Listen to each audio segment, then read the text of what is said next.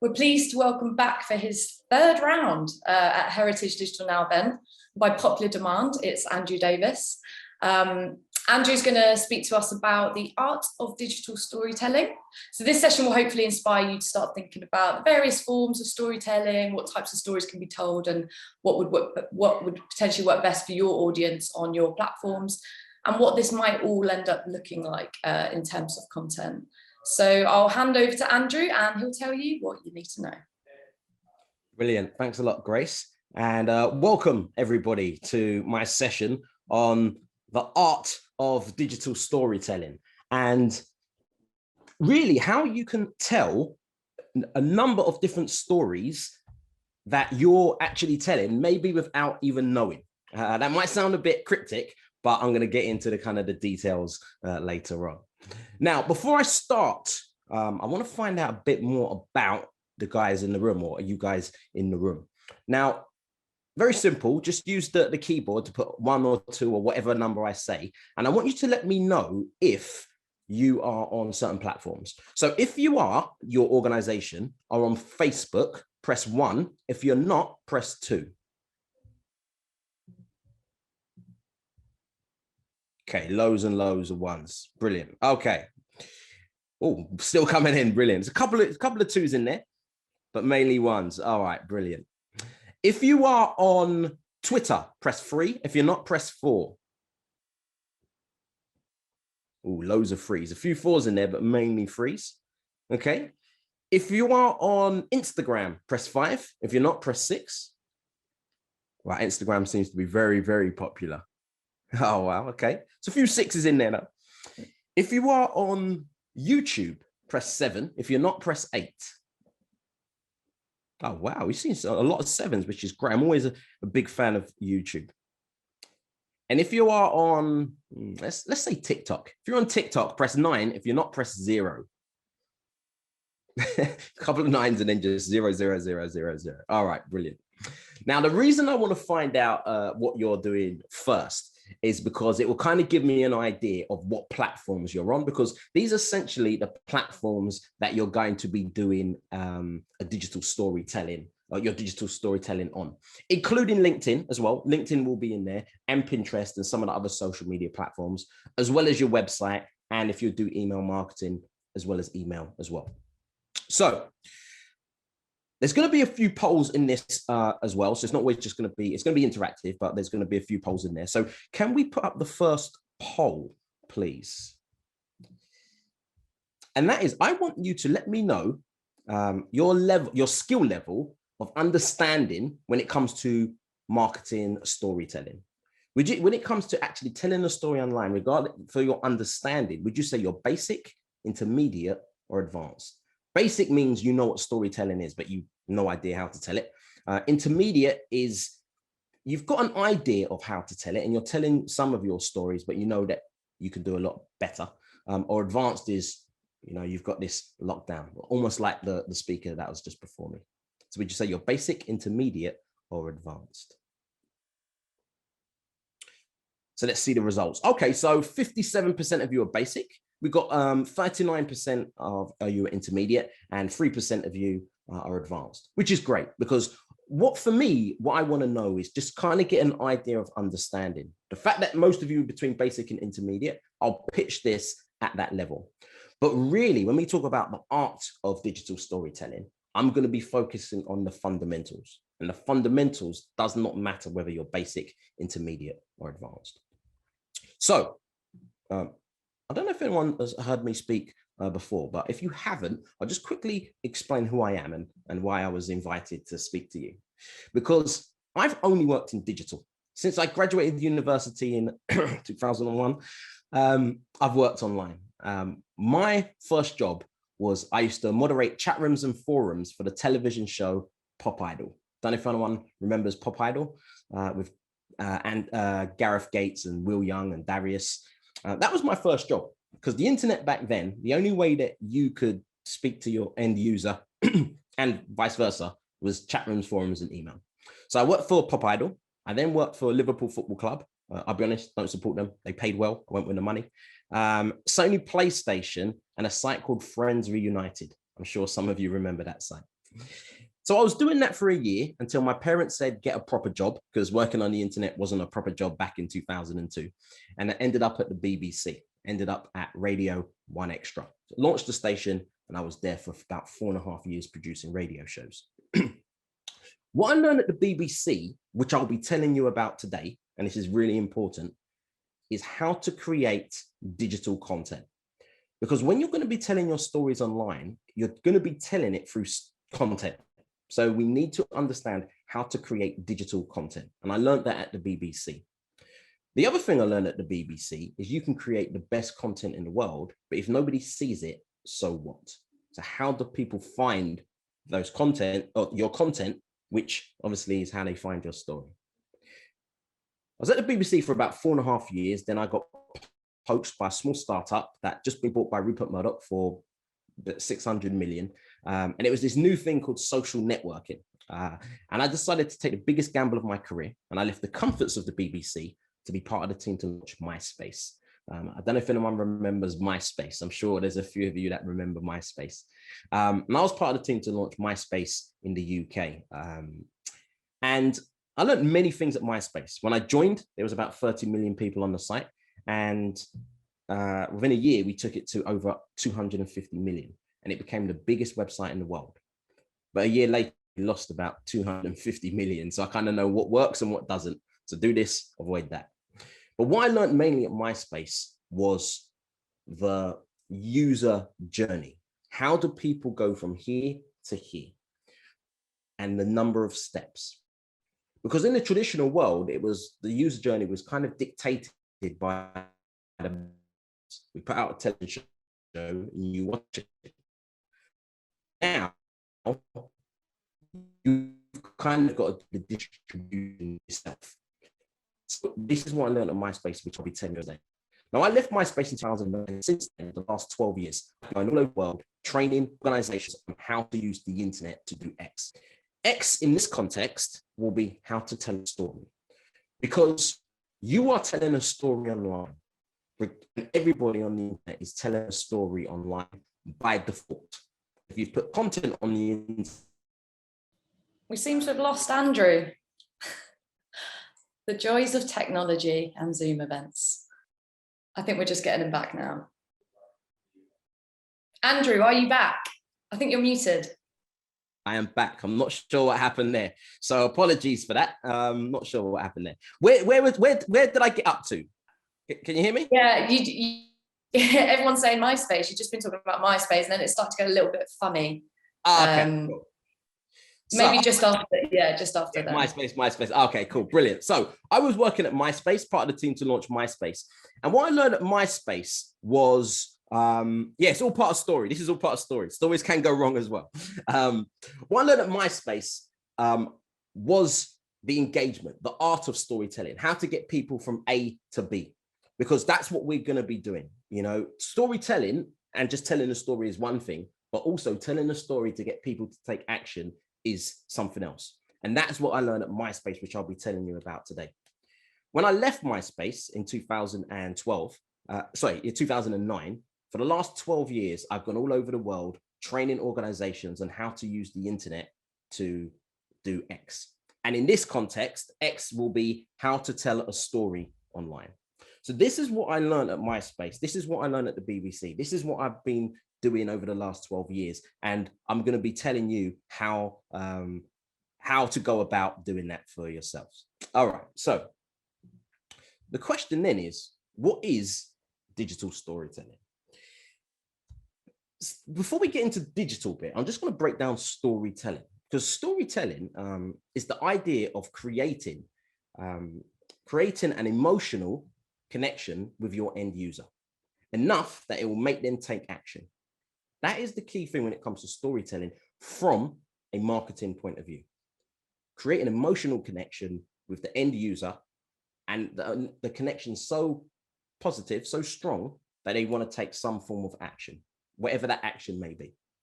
Now, we can break this down scientifically as well. You know, the reason why stories work and the reason why it affects the brain. Stories activates parts of the brain that allows listeners to turn the story into their own experience. And I'm sure you've watched a film or you've read a book and you've put yourself as the person going through the challenges. Mirroring as well. So listeners will not only experience the similar brain activity to each other, but also to the speaker. So when we go into the actual story, when we're telling stories, we kind of mirror the speaker as well. There's that dopamine release. So the brain releases dopamine into the system when it experiences an emotionally charged event, making it easier to remember and with greater accuracy. Key thing about stories is you remember stories. And another thing is when processing facts, 2 areas of the brain are activated. A well-told story can engage many additional areas. And this is the scientific reason why we remember stories, or we tell stories, and why this day is kind of set up for you to tell a story online. Now, what we want to do is, now we know what storytelling is and what essentially how it affects the brain, we want to put that digital lens across it. So what does a story that you might tell on a day-to-day basis about your heritage organization, what does that look like in a digital world? And this is really what we're going to be focusing on, because everyone online is telling a story. It's just that most people are telling a bad story. And this is what we want to do, is want to show you what makes a good story. Because a good story, there's a number of different things we want to be able to create around a good story. One could be trust. When it comes to trust, trust builds credibility. People are not going to take action if they don't trust you online. You know, if you've bought something online, so I'm sure everyone's bought something off the internet, you trust, let's say Amazon, you trust Amazon. And this is what a story can do. Story builds trust. Story also gets attention. People get bored easily. Our attention span has just dropped drastically. And stories helps when it comes to getting attention. And everyone on the internet is fighting for attention. Google's job, Facebook's job, every single social media platform's job is to give somebody the opportunity to get someone else's attention. So stories help do that.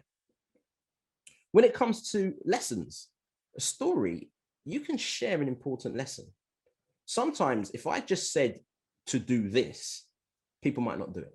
But if I tell it around the story, sometimes people get the story, which means they get the lesson. Stories help when it comes to becoming an influencer. You will be an influencer. Not necessarily an influencer in the way that we might see on the news or we know, i.e. an Instagram, we're doing this on Instagram or on YouTube, but you want to influence somebody. Because in this world, we're defined by where we share, what we share rather than where we click. So what we want to be able to do is share our stories, share our information, share our content, and gets people to take some form of action. A good story people remember. So again, people remember good stories. And also, people can connect with you. One of the things that is so important on the internet is getting somebody to connect with you. You know, if it's face-to-face, tonality can help. Body language can help. That connection. You get that vibe, you get that energy. But when you're telling it over a screen, and let's say there's no camera or there's no audio, and you're telling it on a picture, what can you do? What's the story that you can do to connect somebody? But really, the art of storytelling is about transformation. A great story is about transforming somebody from here. I heard your story, now I'm here. I am not sure what to do. I read your website. I go to your museum, wherever it may be. I had a great time, and now this has added value to my life, and I might go and tell others. That is what a real story does. It's that transformation from A to B. So when it comes to the internet, you're telling 3 stories all at the same time. There's 3 stories that you're going to be telling. The first story is the heritage story. It is about your organization. This is a story that you know very, very well. You've probably been saying it for years. And this is a story that whether it be yourself or people within your organization, they know about what you do. It's the heritage. That's kind of like what you're about. You can go on websites, you can go on Instagram, you can go on any social media profile.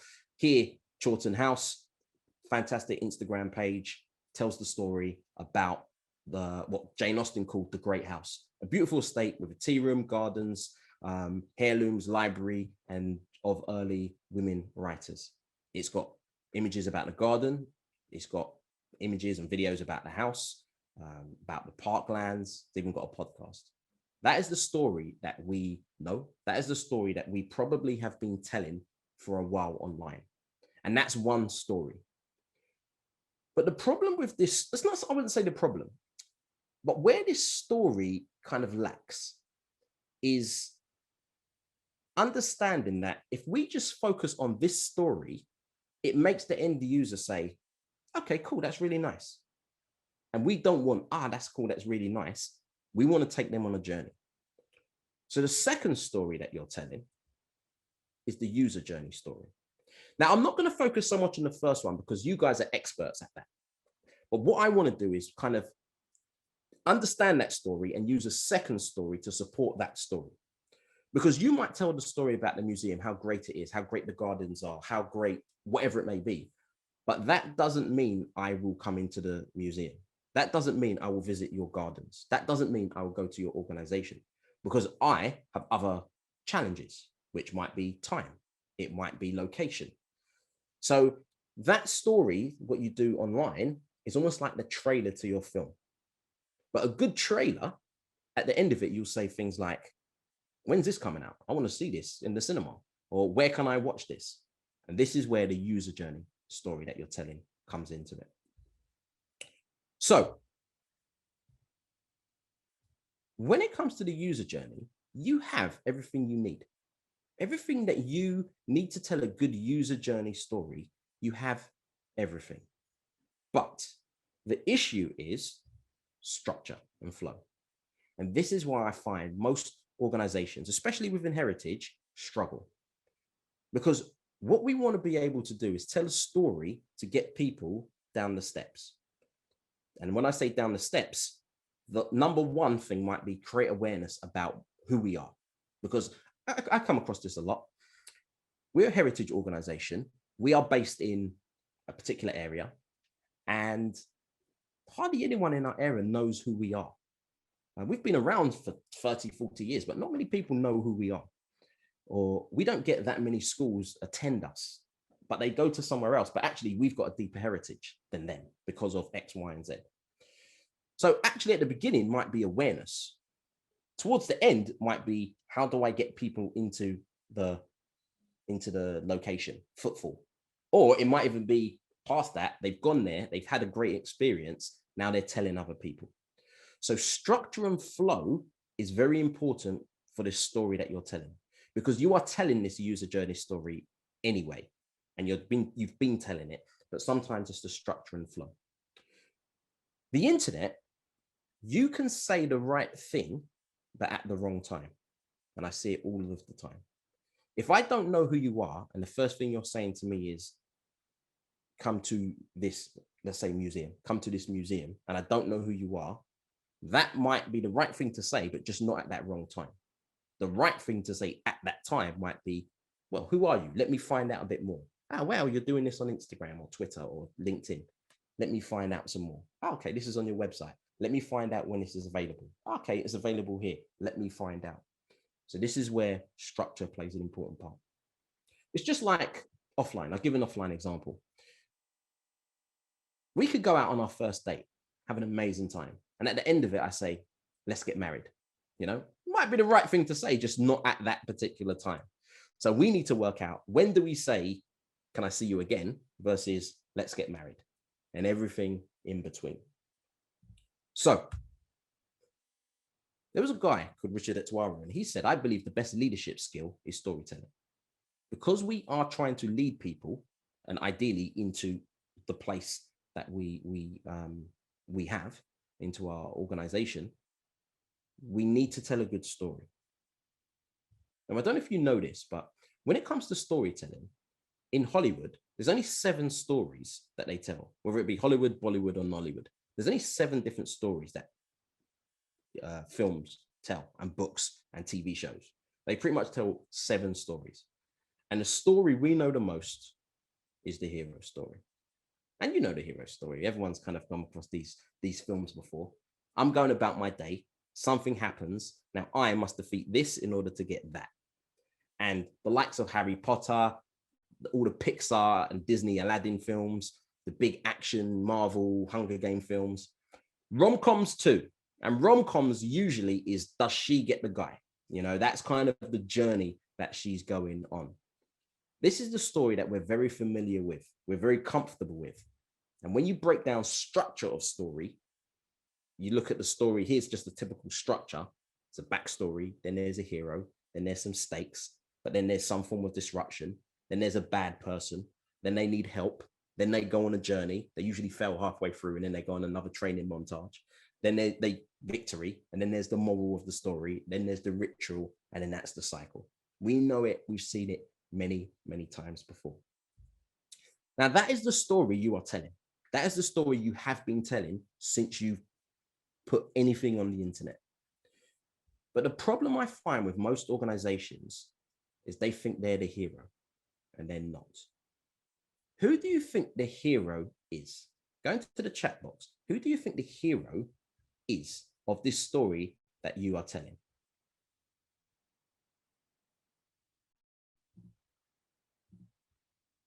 Yes, the audience, the visitors, the end customers, the supporters, the public, all of that. It wasn't a trick question.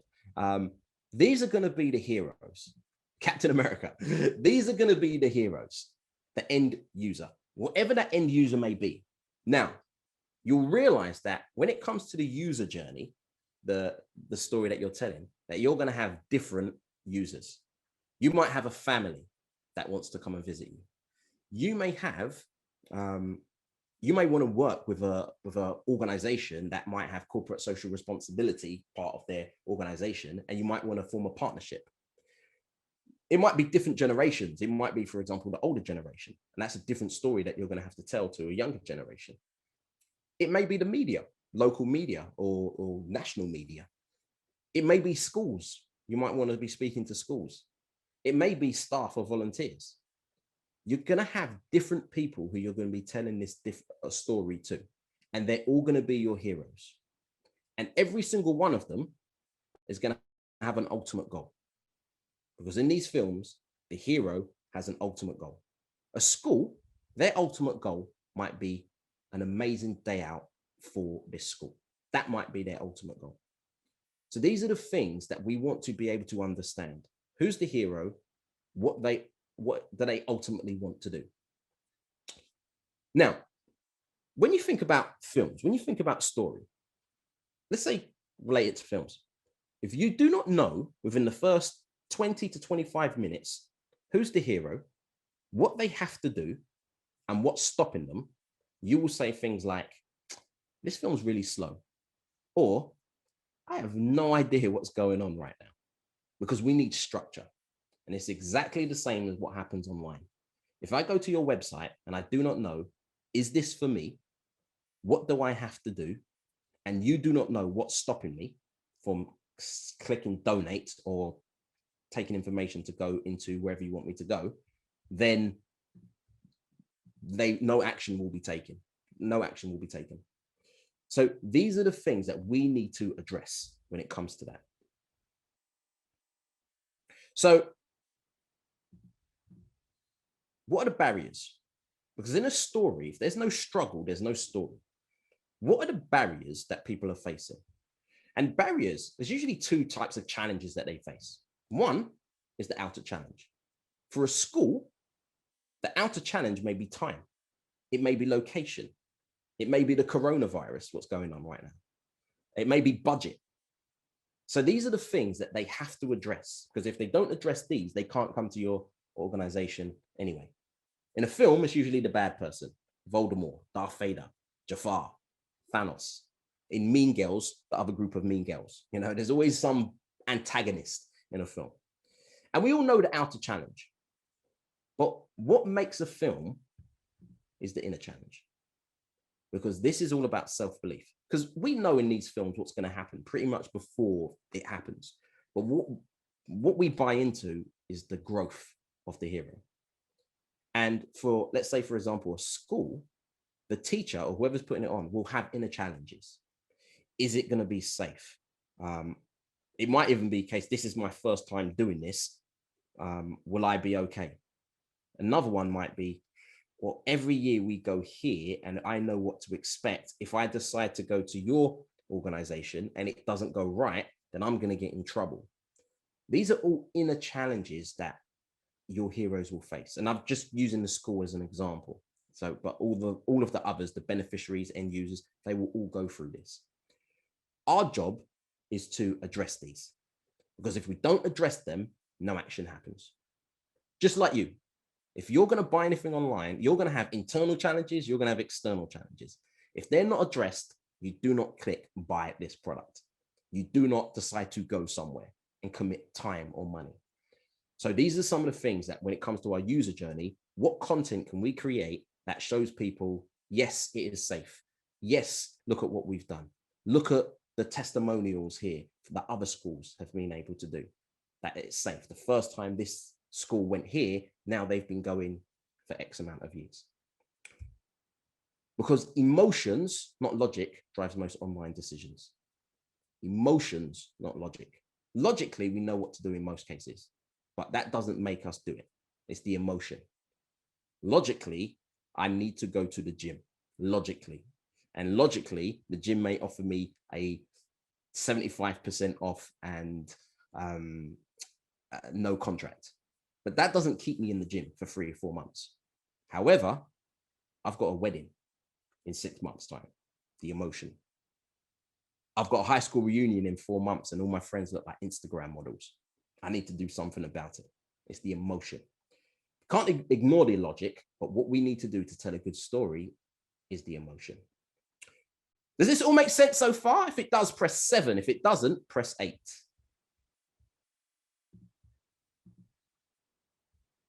Brilliant, brilliant, brilliant. All 7s, brilliant.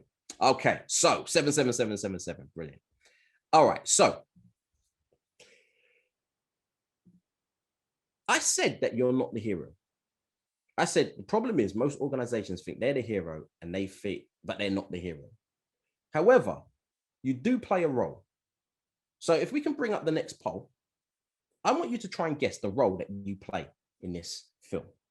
Do you think your role is the narrator, the mentor, the wise person, the guide, or the sidekick? Because in every film, you're going to have some form of narrator, you're going to have some form of wise person, and you're going to have some form of sidekick. What do you think your role is? If it was out of the 3, what do you think your role is?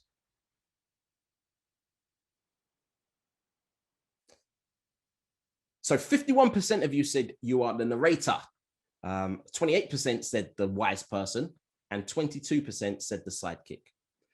The answer is the narrator. Your role is, sorry, not the narrator, the mentor.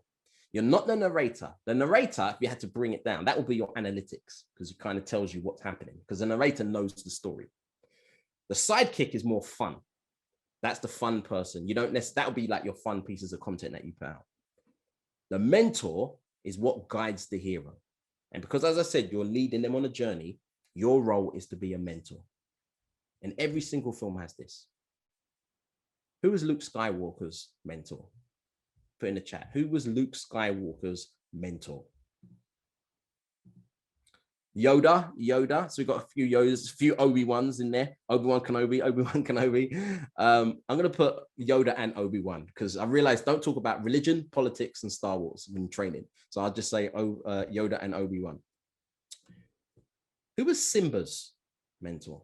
Simba had a mentor. Who was Simba's mentor? From The Lion King. Not Rafiki. Rafiki was the narrator, not Timon and Pumbaa. Not Nala, not Scar. Scar was the external problem. Mufasa, his dad. Yes, it was his dad. His dad was the one that helped him. When he needed help, his dad was the one that offered the help. Even though he was dead, he spoke to him in the sky or on the river. I can't remember which one. This is, again, if I need help, I go to you. If I don't know, is this safe? What is your procedure now because of the coronavirus. I go to you. You're the one that's going to help me, to guide me. I said rom-coms too. The Devil Wears Prada. Who was her mentor? You've seen this film. Who was her mentor? Yes, Catherine.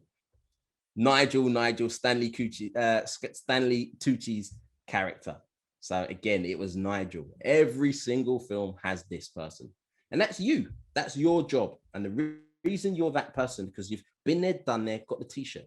You don't need to be the hero because you're setting the journey. So you know the journey. What you need to do is to guide them every step of the way. Give them advice when they need it. Sometimes they'll ask, hence why they have chatbots or inboxing.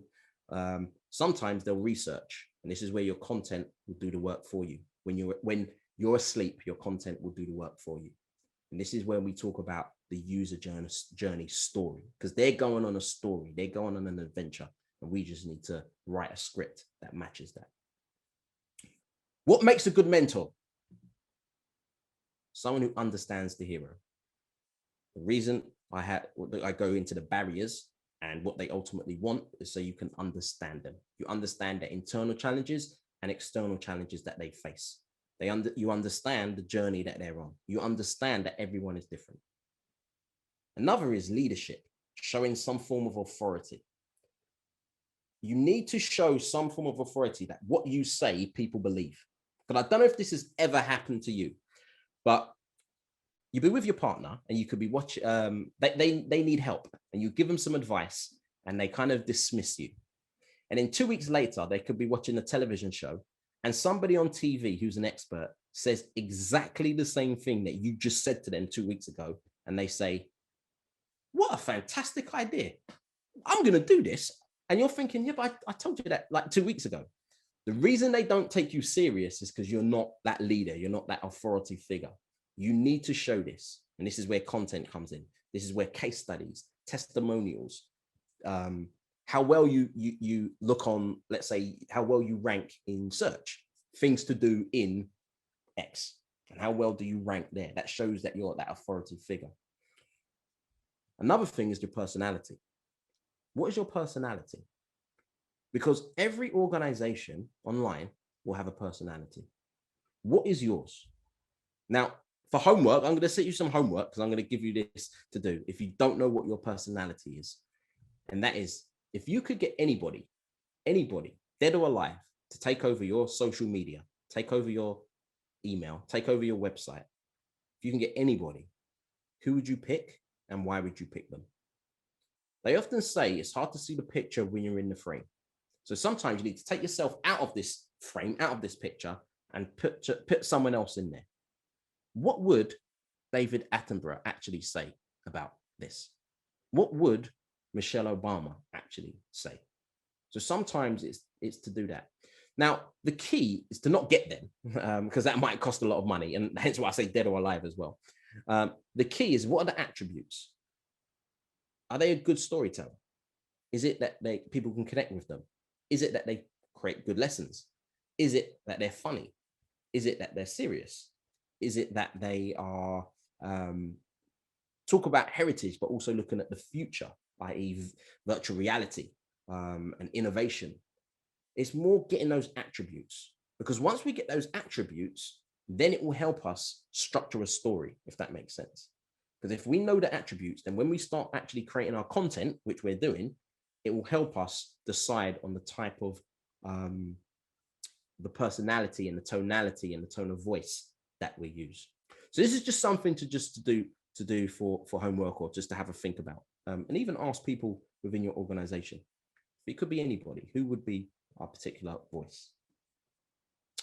Now, as a mentor, as a guide, you give the hero a plan, and that plan might be come to our place at this time, or a map on how to get there, or whatever it may be.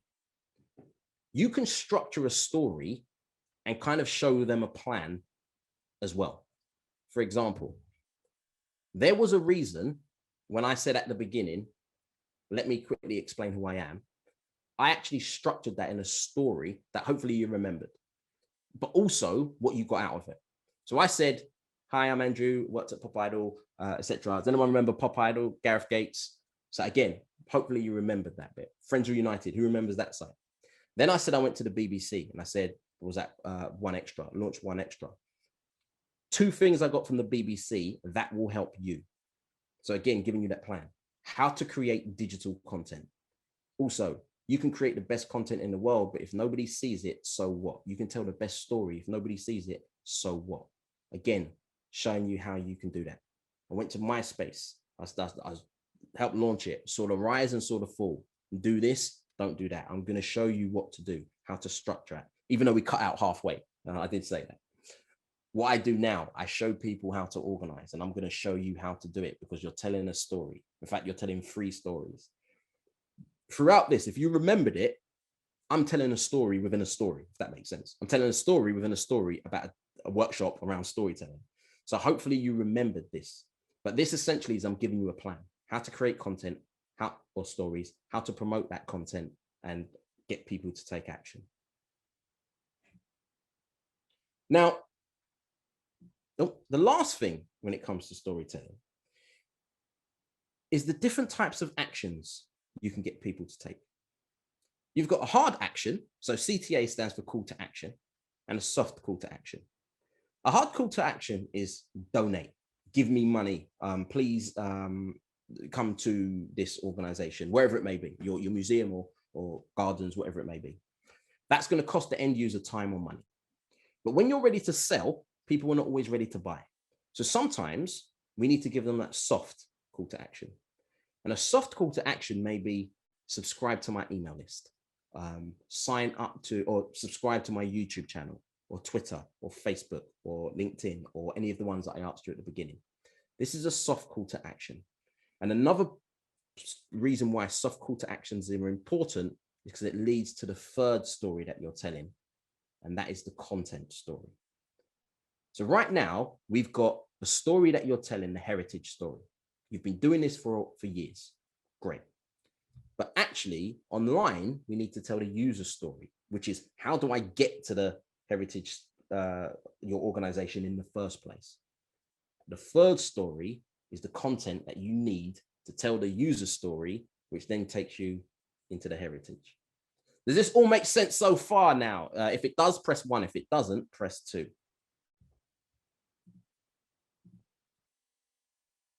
Brilliant. Okay, so the content story.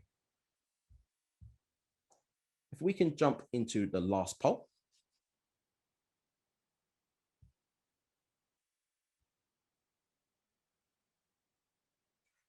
What percentage of people think organizations should boost positivity and share positive stories during the pandemic? Is it 70%? Is it 85%? Or is it 99%?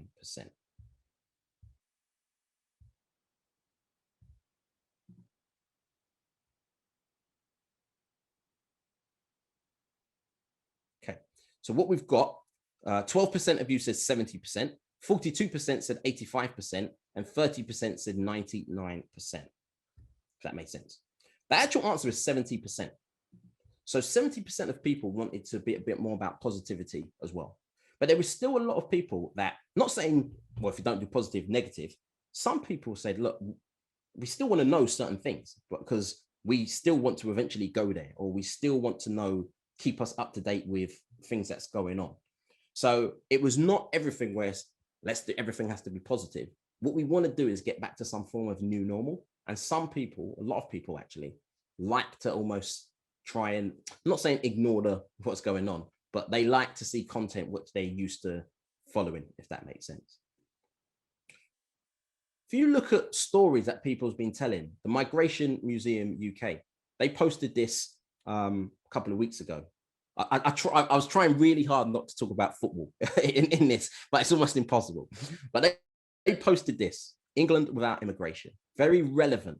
And they looked at the team and they actually said, well, without immigration, there's only 3 players that England would actually be able to field. That is Luke Shaw, John Stones, and Jordan Pickford. And then the story that you've got on the text, find out how migration has shaped more than just England's starting lineup against Germany.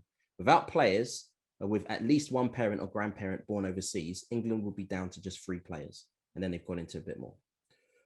The story you can tell, the emotion that is connected, made it relevant, made people say, actually, when I look at my ancestry, would I even make the England team? People shared this. People were connected to it. We saw a lesson that it was teaching. All of the things in stories. Story doesn't have to be extremely long. You can keep a story very short. And this is a great example. This had 13,000 likes. To them, it went viral because almost everything else had about hundreds. Well, not even like 100 to 200 likes.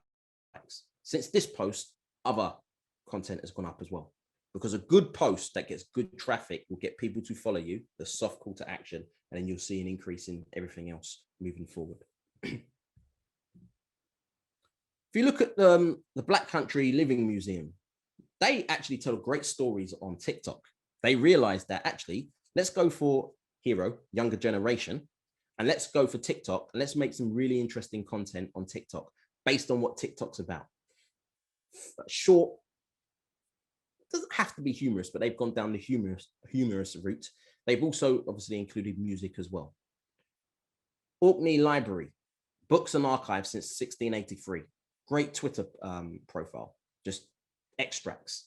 But again, they're telling the story through their content, getting people to subscribe to them. And the beauty of storytelling is I've seen some small organizations, some medium-sized organizations compete and do just as well, if not better, than large organizations that has a lot of money and name. And this is the beauty. Podcasts, if you want to go into more longer form content, podcasts is a really is a way that you can tell a story. Because like a story, you can have a beginning, a middle, and an end. You can tell that through podcasts. There's numerous podcasts when it comes to heritage organizations that people are doing. Now, you might not want to create a podcast. You might try and get featured on a podcast because most podcasts are always looking for guests. But if you're going to get featured, you need to be thinking, what are the things that I want to say? What are the 2, 3 things that I want people to remember? What is the story that I'm going to tell? These are the key things when it comes to creating longer forms of content. The other thing as well is don't forget, content is multi-purpose. There are sites out there that you might say to yourself, well, actually, video, you've shown me video. I'm not really good on video in TikTok. Words, it's too time consuming, not too time consuming, but I might not be great at words. Audio is my content of choice. So I don't know if you know this, there's a site called Audacity, very simple site. You download that's free. You download it, you can just literally click record, you can speak, then you can edit. And when I say edit, it is literally, I don't want this word, I highlight it, and I click delete. And then you can create audio pieces. It's good for accessibility as well. But the key, I'm just about to finish now, so I've got some time for questions. The key is always fundamentals. What do you want people to remember? What is it about your story you want people to remember? Master the fundamentals. And I'm a big fan of this because digital is an art, it's not a science. There's too many different factors, and the main factor being humans that can affect many different things. So master the fundamentals. And the reason why I always preach the fundamentals is because I learned a lesson a very long time ago. And that was, I do martial arts, been doing martial arts for a number of years. And when I first started doing martial arts, my first 2-3 years, I got very good very quickly. You know, I could do all of the moves that my teacher taught me, to the point I could do certain things blindfolded, I just knew where people were. I was just got really good really quickly. And I said, this is for me. And then one day my Sifu said, Andrew, put on some boxing gloves. I was like, fine. He goes, you're going to box Barrington. Now, Barrington is about 6'5". I'm literally a foot smaller than him. So, but I said, you know what? That's right. Barrington's relatively new. So I put on the boxing gloves. My teacher said, fight. So I walked up, trying to be like Muhammad Ali, like trying to look all good. And Barrington went, boom, and punched me really, really hard. Because the punch said, poof. My lip went, poof. And I used to have dreadlocks. My hair just went flying. I think I lost a couple of dreads from that punch. And I forgot everything that I learned over the last 3 years. You know, I was fighting like this. At one point, I'm running away. And I just literally got my ass beat for 3 minutes straight. And then eventually the teacher stopped the fight. So he said, stop. Barrington went off, idiot. And my teacher looked at me and said, what happened? I was like, I don't know, with blood like literally dripping from my lip. He said, I tell you exactly what happened. You forgot the fundamentals. As soon as a bit of pressure was put on you, you forgot everything. If you would have just mastered those fundamentals, you would have beat him because technically you were better. And ever since that day, whenever I'm doing something, especially something that's important to me, whenever there's a bit of pressure, I always stick to the fundamentals. You're going to get pressure in digital. That pressure could be a time pressure. That could be a pressure within your organization. That could be knowledge pressure. That could be, like I said, you're busy. You've got stuff to do. That could be you're doing very well. And now it's the pressure of responding to people. You're going to have pressure. But what you need to know is mastering the fundamentals of storytelling.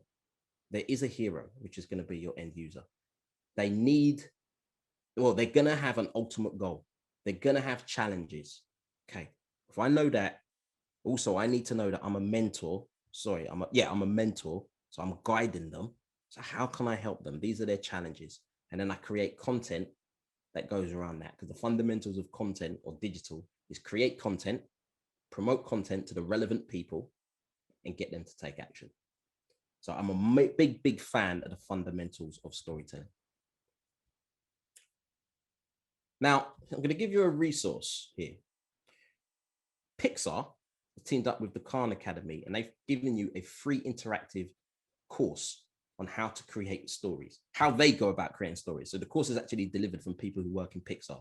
So I'm going to give you, you're going to get a copy of the slides, so I'll make sure there's a link within that for you to find it. If not, just type in Pixar and Khan Academy Art of Storytelling, and you'll be able to find the course. It's worth doing the course. It really kind of breaks down how they tell stories.